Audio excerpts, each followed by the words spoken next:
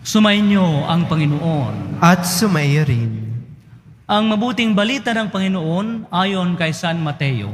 Papuri sa iyo, Panginoon.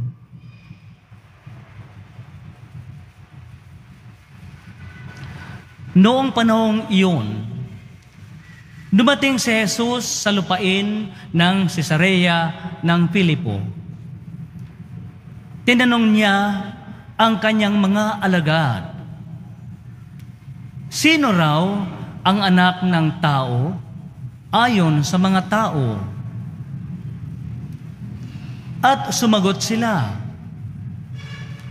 ang sabi po ng ilan ay si Juan Bautista kayo. Sabi naman ng iba, si Elias kayo. At may nagsasabi pang, si Jeremias kayo, o isa sa mga propeta. Kayo naman, ano ang sabi ninyo? Sino ako? Tanong niya sa kanila. Sumagot si Simon Pedro, kayo po ang Kristo, ang anak ng Diyos na buhay. Sinabi sa kanya ni Jesus, mapalad ka, Simon, na anak ni Jonas, sapagkat ang katotohanan ito'y hindi inihayag sa iyo ng sino mang tao, kundi ng aking Amang nasa langit. At sinasabi ko naman sa iyo, ikaw ay Pedro, at sa ibabaw ng batong ito ay itatayo ko ang aking simbahan, at hindi makapananaig sa kanya kahit ang kapangyarihan ng kamatayan. Ibibigay ko sa iyo ang mga susi ng kaharian ng langit. Ang ipagbawal mo sa lupa ay ipagbabawal sa langit, at ang ipahihintulot mo sa lupa ay ipahihintulot sa langit. At mahigpit niyang tinagubilinan ang kanyang mga alagad na huwag sabihin kanino man na siya nga ang Kristo. Mga kapatid, ang mabuting balita ng Panginoon. Pinupuri ka namin, Panginoong Hesukristo. Magsiupo muna ang lahat.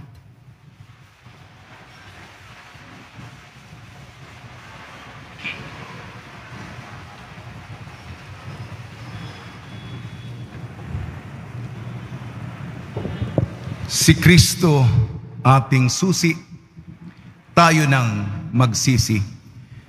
Isang mapagpalang linggo po sa ating lahat. Gusto ko pong ipakilala ang mga kapwa nagdiriwang sa misang ito, ang aking mga kaibigan, Father Franklin Villanueva at Father Art Festin, Order of Preachers. Nagpapasalamat po ako sa Panginoon Diyos sapagkat pinagkalooban po niya ako ng isang buwang bakasyon. Alam po ninyo, nasa mission ako sa Yukon, Canada, at naka-10 buwan na ako doon. At habang nandun ako ay sumusubaybay ako sa pamamagitan ng live streaming. At nababanaagan ko, nasisilayan ko ang poong Senyor kahit sa malayo, upang hilingin ang kanyang tulong. At ngayon sa natitirang mga araw ko dito sa simbahan ng Quiapo, pinapahalagahan ko, ninanamnam ko, sinasariwa ko, may malalim na apresyasyon ako sa sandaling mawawala sa akin. Kayo po ay kahit na nung araw pumunta dito. Pero ang mapagkaibigan, milagroso at pagmahal na kanyang presensya na umaakit, alam ko hindi tatagal ito At sa susunod na hinintay ko lang ang unang Biyernes. Bago ko lumipad ay alam ko lahat ng bagay ay mawawala. Lahat ng bagay ay lilipas. Lahat ng bagay ay kukupas. At ang koneksyon, ang kaugnayan mo, ang pagkamalapit mo sa Pong Senyor ay mapuputol. Ngayon lang po sa akin lang po ito. No? Sa ating ika-21 linggo sa karaniwang panahon, ang mga pagbasa, Propeta Isaias, sulat ni San Pablo sa mga taga-Roma at Ebanghelyo ayon kay San Mateo, tulungan tayo sa pamamagitan ng salita ng Diyos upang tuparin ang kanyang kalooban. Dalawang bagay lamang, mga kapatid, gusto kong ibahagi dito. Isa yung pagiging malapit sa Diyos, na kilala mo ang pamamaraan niya sa pamamagitan ng panalangin at pagbabad sa kanyang presensya araw-araw. Ang Diyos na ating lalapitan at magiging kaibigan natin, makikilala natin yan sa pang-araw-araw na pagbabad.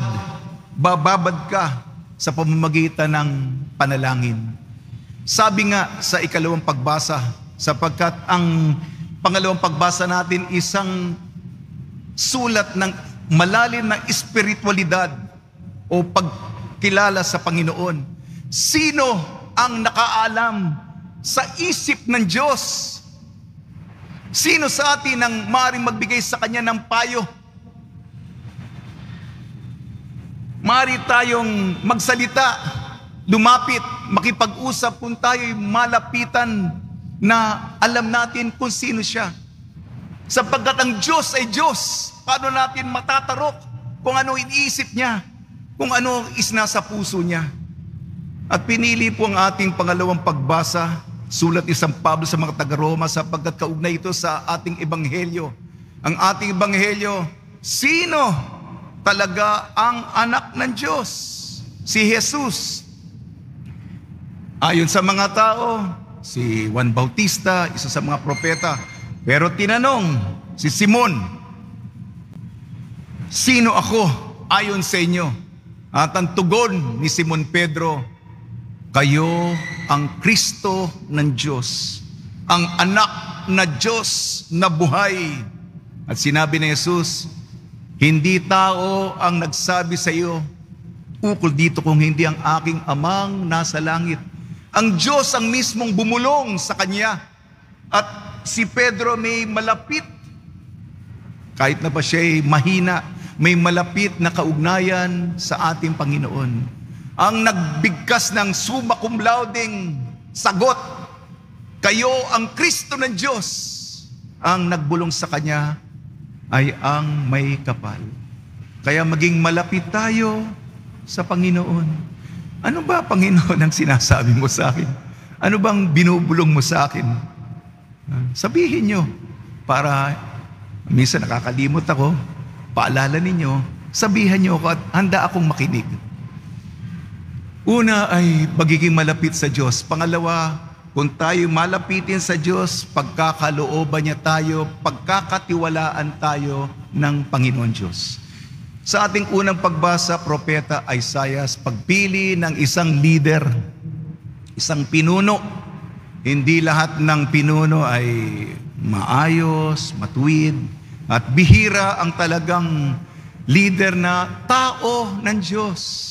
At ang sinabi dito, siya'y magiging ama ng mga naninirahan sa Jerusalem. Magiging ama, tuturing niyang mga anak ang mga ipinagkatiwala sa kanya. Siyang ang taong malapitin sa Diyos. Tuturing niyang mga anak malapit sa Kanya. Ang problema nila, ang hamon nila, ang kanilang pinapasan, ang kanilang dinadala ay magiging Kanya rin. Kahit na hindi niya talagang aktwal na pamilya sa dugo. Isang malawakang komunidad ang kusa niyang tatanggapin. At iugnay natin sa Ebanghelyo nung sinabi ni San Pedro ang tumpak na sagot, ikaw ay Pedro, at sa Pedrong ito, sa batong ito, itatatag ko ang aking simbahan.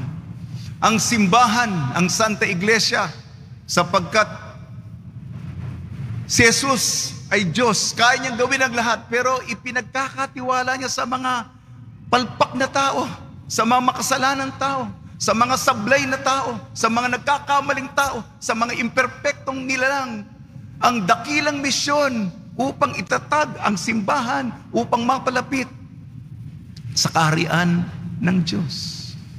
Ilang po, mga kapatid, maging malapit tayo sa Kanya at pagkakatiwalaan. Huwag niyo sabihin, hindi ako karapat-dapat, sino ba ako?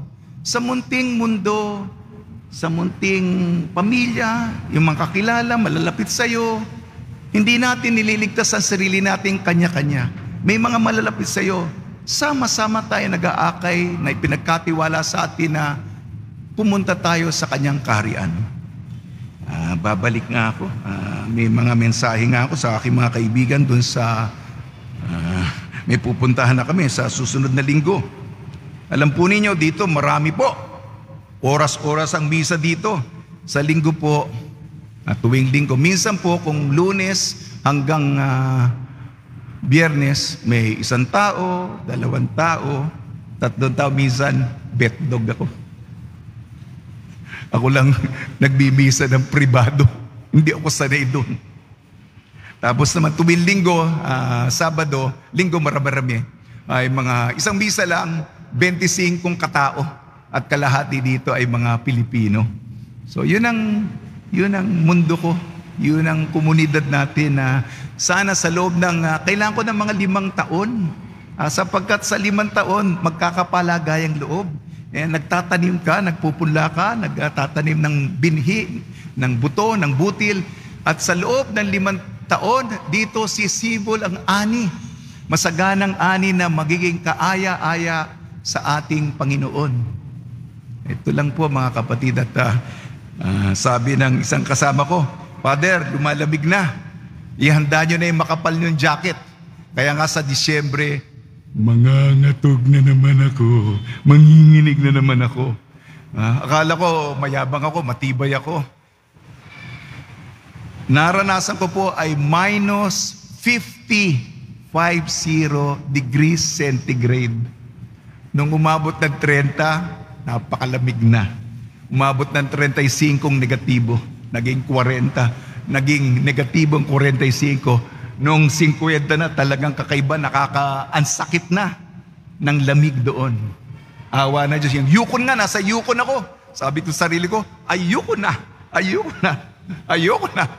Pero sa awa ng Nazareno, ay para lang naman. Sapagkat hindi ko naman siya pwedeng iwanan. Sapagkat nagkataon ang karawan ni Jesus ay sa Disyembre.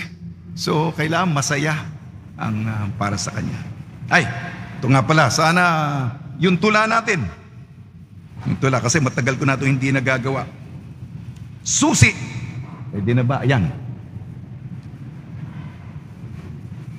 Yeah. Sige.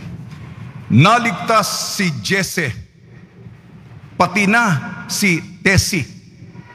Anak niya ay si Casey, ang aso si Lassie. Naligtas si Nancy, nasagip si Lucy, barkada si Mercy, sambahin si JC. O paano kasi, bakit nakangisi? Huwag magpakabisi, dapat na magsisi, laging maging liksi, habaan ng pisi, tayo'y maging saksi, Jesus ating susi. Ayun. Susi! 4 na letra, espelengin natin ang susi.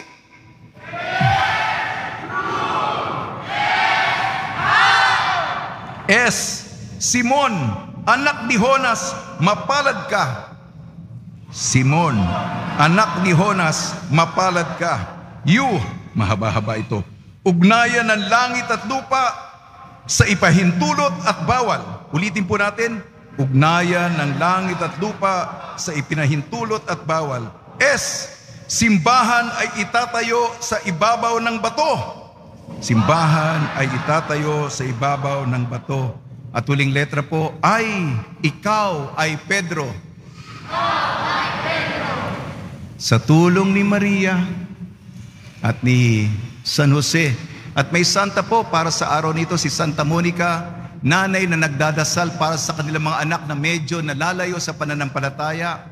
Sa tulong nila, naway tayo'y maging malapitin sa pamamagitan ng panalangin at tuparin natin ang responsibilidad na maging leader sa ipinagkatiwalang komunidad alang-alang sa ating Nuestro Padre Jesus Nazareno. Amen.